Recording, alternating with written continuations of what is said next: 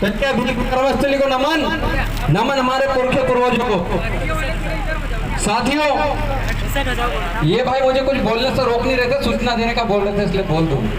कोई समझ रहे होंगे कि यार कुछ ज्यादा उल्टा सीधा बोल मत देना करके बोल रहे होंगे। यहाँ पर प्रशासन के लोग मौजूद है, पुलिस प्रशासन है, उनसे निवेदन है कि खरगोन के साथियों ने तय किया है कि 5:30 बजे वो कलेक्टर साहब से यहाँ रूबरू बात करेंगे और उनसे सवाल जवाब करेंगे। तो आप प्रशासन से निवेदन है कि कलेक्टर साहब तक ये सूचना हमारी पहुंचा दीजिएगा।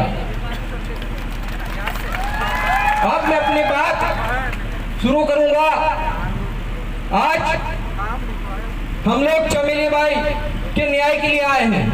सबसे पहले तो आबकारी विभाग और पुलिस प्रशासन ये बताए कि महुए का पेड़ किसका है? हम आदिवासियों का। महुए पेड़ पे जो फूल लगते हैं वो किसके हैं? हम आदिवासियों के। उस फल से दारू बनाता कौन? हम आदिवासी। उसको पीता कौन? हम आदिवासी। तुम्हारा आबकारी विभाग का क्या काम है हमारे क्षेत्र में?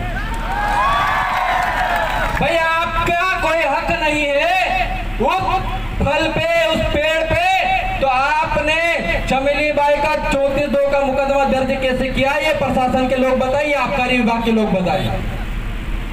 हम बार बार मंच से कहते हैं, मुझसे पूर्व वक्ता रामदेव भाई ने कहा, महाराष्ट्र के साथी आए थे, उन्होंने कहा कि आदिवासियों पर सीआरपीसी आईपीसी की कोई भी धारा लागू नहीं होती है। ये खुद सीआरपीसी आईपीसी के सेक्शन 5 में उनकी बुक में लिखा, और फिर भी आदिवासियों को जबरन जेलों में ठूसा जा रहा है क्योंकि आप लोग पढ़ नहीं रहे हो।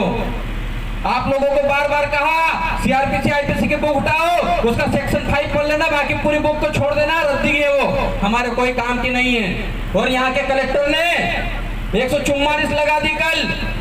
उनको वो शायद मसूरी से सही ढंग से ट्रेनिंग लेकर नहीं आए।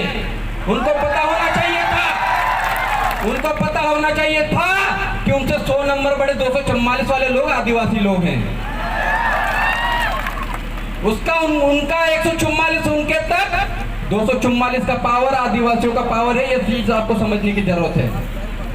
और चमेली बाई के साथ और उनकी बेटी के साथ जिन लोगों ने भी ज्यादती की, प्रताड़ित किया, उनको सजा मिली जानी चाहिए। नहीं तो रामदेव भाई ने कह दिया 1 घंटे के लिए टंटे मामा बन गए ना, सिर्फ 1 घंटा। हम बनना नहीं चाहते, हम संवैधानिक बात करना चाहते, इसलिए आपको बार बार याद दिला रहे हैं। आप ट्रेन से करके नहीं आए तो मसूरी जाइए, 244 आदिवासियों का अधिकार पढ़ के आइए, फिर आदिवासी क्षेत्र में नौकरी करना। आप हमारे एरिया के नौकर हैं और इस देश का मूल मालिक आदिवासी है। ये सुप्रीम कोर्ट का जजमेंट कहता है। उस जजमेंट के बारे में भाई ने बता दिया, मैं पूरा नहीं बताऊंगा। अब डाउनलोड कर लेना और पढ़ लेना, सब एक कॉपी निकाल के घर रख लेना। जिस दिन भी ये पुलिस प्रशासन के लोग आए, उनको बता देना कि सीआरपीसी आईपीसी अगर लागू होती तभी लगाना, नहीं लागू होती तो लगाओगे तो देशद्रोह का मुकदमा तुम पे भी चलवा देंगे। इतना पावर हम में भी है। और सबसे ज्यादा दुख इस बात का होता है, इन चीजों के बारे में हमको पहले ही पता हो जाना चाहिए था। लेकिन हमारे समाज से जो नेता बने, चाहे वो कांग्रेस के हो चाहे बीजेपी के हो, उन्होंने कभी नहीं कहा कि तुम संविधान पढ़ो। उन्होंने बोला बस तुम तो वोट दो और घर जाओ, बैठ जाओ, बाकी कुछ नहीं कहा। अगर संविधान पढ़ा देते ना तो आज पुलिस वाले हमारे घर नहीं घुसते, हमारे गांव में नहीं घुसते। आज भी हमारी काकड़ होती है, काकड़ के अंदर, जिसको हम लोग सीमा, गांव की सीमा कहते हैं, उसके अंदर किसी भी सरकारी व्यक्ति का पावर नहीं है, वहाँ ग्राम सभा का पावर चलता है। लेकिन इसके बावजूद भी वो लोग अंदर आ रहे हैं क्योंकि हमारी कमजोरी के हम पढ़े नहीं। जिस दिन कानून की किताबें उनके सामने कर दे, पीछे गाड़ी घुमा के वापस चले जाएंगे। तो ये चीजें पढ़ना शुरू कीजिए। और अभी मैं बैठा था और यहाँ पर मुझे वन विभाग वाले साथी द्वारा प्रताड़ित किए गए कुछ लोग आए थे। उनसे कहना चाहता हूँ कि जो जंगल है उस जंगल के मालिक आदिवासी हैं। आपका वन अधिकार अधिनियम 2006 में पैदा हुआ और आदिवासी सबसे पहले धरती का मूल बीज है, उसको उसकी जमीन से निकालने का काम मत करो। अभी कसरावद में 3 दिन पहले एक आदिवासी भाई को फॉरेस्ट विभाग ने नोटिस दिया मैं वन विभाग से पूछना चाहता हूं कि उन्होंने नोटिस किस आधार पर दिया?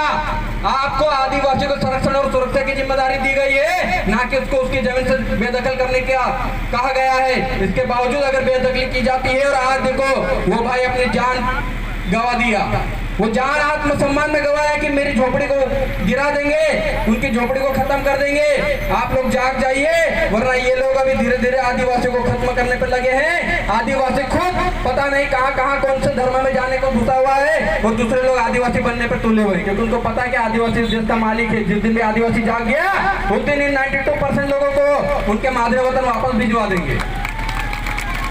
इन चीजों को समझिए।